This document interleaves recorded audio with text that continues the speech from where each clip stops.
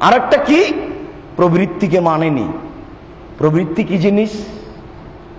শতদিন বলেছি। আজকে দাড়ি চাঁচলেন কেন সকালে?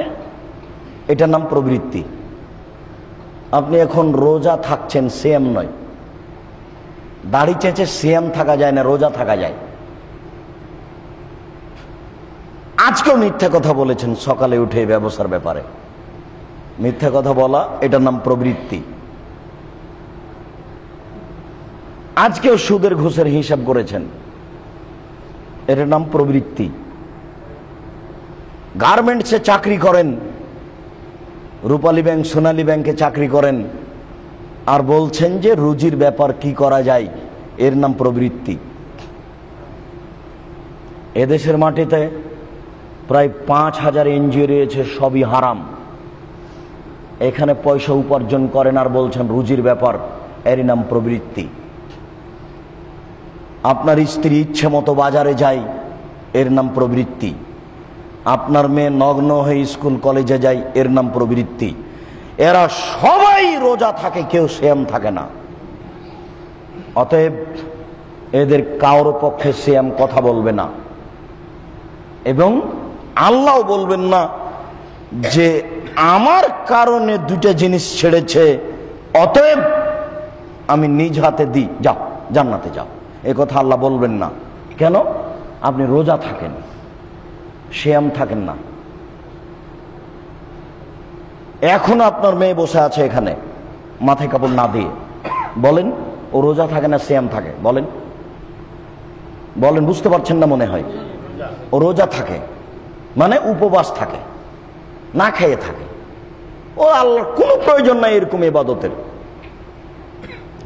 সম্মানিত উপস্থিতি, সিয়াম ইবাদতের জগতে একটি ভিন্ন ধরনের ইবাদত। আবু হুরায়রা রাদিয়াল্লাহু তাআলা আনহু বলেন, রাসূল সাল্লাল্লাহু আলাইহি ওয়াসাল্লাম বলেছেন, আস-সিয়ামু জুন্নাহ মিনান নারে। সিয়াম হচ্ছে জাহান্নাম থেকে বাঁচানোর ঢাল। ঢাল মানে সামনের দিক থেকে তীর আসছে, ঠেকাও ঠেকাও, ঢাল দিয়ে ঠেকাও। সিয়াম মানে সিয়াম জুন্নাহ, ঢাল, জাহান্নাম থেকে বাঁচাও। সিয়াম দিয়ে জাহান্নাম থেকে বাঁচিয়ে দাও। আল্লাহ রাসূল বলছেন, আস-সিয়ামু জুন্নাহ ইয়াস্তাজিন্নু বিহাল ইবাদু মিনান নার। সিয়াম হচ্ছে ঢাল, এ দিয়ে মানুষ জাহান্নাম থেকে নিজেকে বাঁচায়। আনাস রাদিয়াল্লাহু তাআলা আনহু বলেন, আস-সিয়ামু জুন্নাহ ইতফিউল খাতিয়া কামা তুতফিউল মাওয়ান নারা। সিয়াম হচ্ছে ঢাল, এ মানুষের পাপকে মিটিয়ে দেয়, যেমন ভাবে পানি আগুনকে নিভিয়ে দেয়। বুঝা গেল না? সিয়াম পাপকে কিভাবে মিটিয়ে দেয়? যেমন ভাবে পানি আগুনকে কি করে? নিভিয়ে দেয়। এইভাবে সিয়াম মানুষের পাপকে মিটিয়ে দেয়। সম্মানিত উপস্থিতি, বুঝছিলাম সংক্ষিপ্তভাবেই ইবাদতের জগতে ভিন্ন ধরনের ইবাদত সিয়াম। কেউ যদি আল্লাহকে সন্তুষ্ট করার জন্য একদিন সিয়াম থাকে, তাহলে তার মুখকে জাহান্নাম থেকে 70 বছরের পথ দূরে সরানো হবে। কেউ যদি আল্লাহকে সন্তুষ্ট করার জন্য একদিন সিয়াম থাকে, তাহলে তার মুখকে জাহান্নাম থেকে 100 বছরের পথ দূরে সরানো হবে।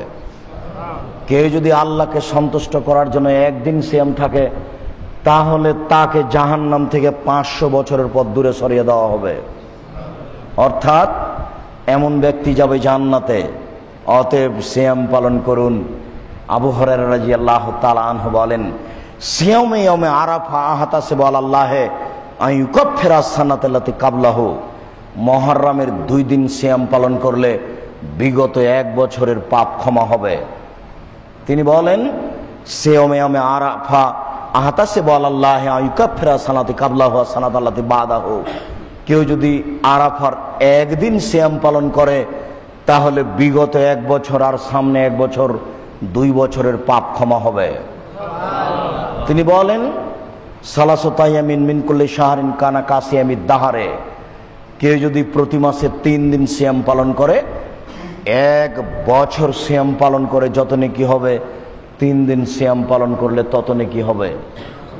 তিনি বলেন, মান সামারা মাজানা সুমাত বাহ সিত্তান মিন শাওয়াল কানা কাছে আমি দাহারে কুল্লিহি।